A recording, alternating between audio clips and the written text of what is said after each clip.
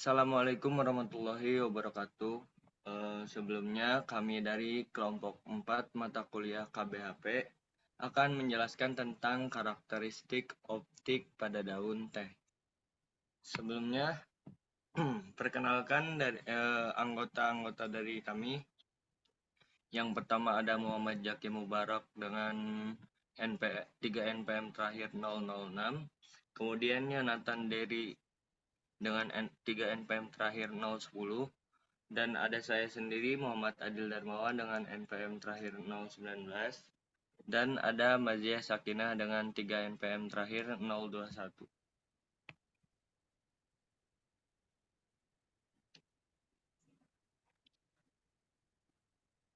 Di sini saya akan menjelaskan mengenai definisi dari teh atau bahasa latinnya adalah Camellia sinensis. Teh atau Camellia sinensis adalah tanaman perdu yang berdaun hijau yang digunakan sebagai bahan minuman teh, yaitu salah satu minuman sehat yang paling populer di dunia dan menduduki posisi kedua setelah air. Tanaman teh diperkirakan berasal dari daerah pegunungan Himalaya dan daerah-daerah pegunungan yang berbatasan dengan Republik Rakyat Cina, India, dan Birma.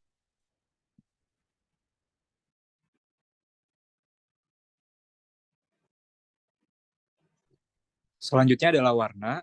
Uji warna ini dilakukan untuk menentukan tingkat kecerahan atau whiteness, kehijauan atau greenness, dan tingkat kekuningan atau yellowness. Dari produk bubuk CO turunan, klorofil menggunakan kromometer. Nah, uji warna ini dilakukan sebelum dan sesudah pemanasan pada suhu 105 derajat Celcius. Yang pertama untuk tingkat kecerahan, tampak produk bubuk dengan konsentrasi Cu 0 ppm mempunyai tingkat kecerahan yang tertinggi, yaitu sebesar 36,82. Namun tingkat kehijauannya paling rendah di antara semua produk bubuk. Tingginya tingkat kecerahan bubuk yang mengandung Cu 0 ppm karena memang awalnya produk tersebut berwarna coklat terang. Tingkat kecerahan tertinggi berikutnya adalah produk bubuk dengan konsentrasi Cu 100 ppm. Pada tabel tersebut juga tampak bahwa semua produk bubuk dengan berbagai konsentrasi Cu mengalami kenaikan tingkat kecerahan setelah dipanaskan pada suhu 105 derajat Celcius, dan berbeda nyata di antara semua perlakuan. Hal ini dapat disebabkan karena terjadinya penguapan pelarut. Yang kedua adalah tingkat kehijauan atau greenness. Tampak bahwa sebelum pemanasan, produk bubuk dengan konsentrasi Cu2 plus 100 mg per liter mempunyai tingkat kehijauan yang relatif tinggi dibandingkan konsentrasi Cu2 plus yang lain. Namun tidak berbeda nyata dengan Cu2 plus 150 mg per liter, baik sebelum maupun sesudah dipanaskan. Nilai tingkat kehijauan produk bubuk sebelum pemanasan lebih tinggi dibandingkan dengan produk sesudah pemanasan. Perubahan tingkat kehijauan produk bubuk CO turunan, klorofil Cu 100 mg per liter, setelah pemanasan jauh lebih rendah dibandingkan bubuk Zn turunan, klorofil. Terjadinya penurunan tingkat kehijauan yang relatif besar diduga terkait dengan rendahnya afinitas Zn terhadap porifin dibanding Cu dalam hubungannya dengan klorofil alami.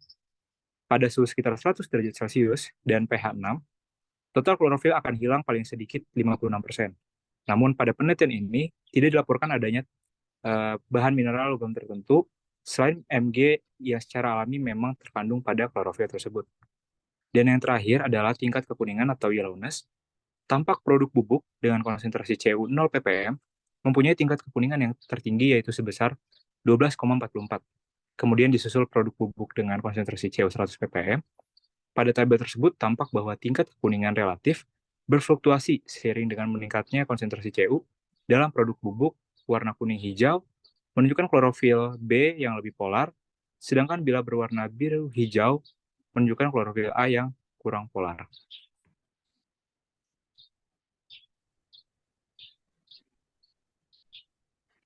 Oke, selanjutnya untuk katekin.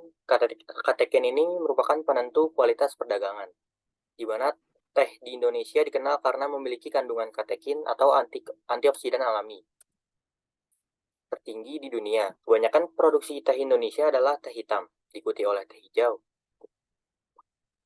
Kemudian katekin merupakan salah satu bentuk metabolit sekunder yang terkandung dalam daun teh. Metabolit sekunder merupakan senyawa yang dihasilkan atau disintesa pada sel dan grup taksonomi tertentu pada tingkat pertumbuhan atau stres tertentu. Senyawa metabolit sekunder memiliki struktur yang lebih kompleks dan sulit disintesa. jarang dijumpai di pasaran karena masih sedikit, yaitu 15%, yang telah berhasil diisolasi sehingga memiliki nilai ekonomi yang tinggi. Katekin merupakan salah satu senyawa utama dari substansi teh hijau dan paling berpengaruh terhadap mutu daun teh. Dalam pengolahannya, senyawa tidak berwarna ini, baik langsung maupun tidak langsung, selalu dihubungkan dengan semua sifat produk teh, yaitu rasa, warna, dan aroma. Tabel 1 adalah gambaran kadar katekin pada beberapa jenis teh di beberapa produsen teh.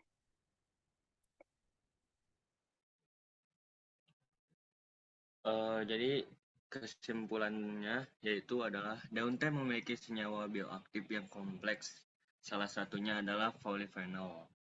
Kemudian konsentrasi Cu atau tembaga yang terbaik dalam hal pembentukan bubuk Cu turunan klorofil cincau adalah 100 ppm.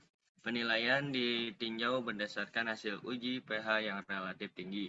Warna yang relatif hijau lebih terang, kelarutan tinggi. Bubuk Cu turunan klorofil yang mengandung klorofil dan karoten masing-masing sebesar 33,8 mg per kilogram dan 3.986 mg per kilogram.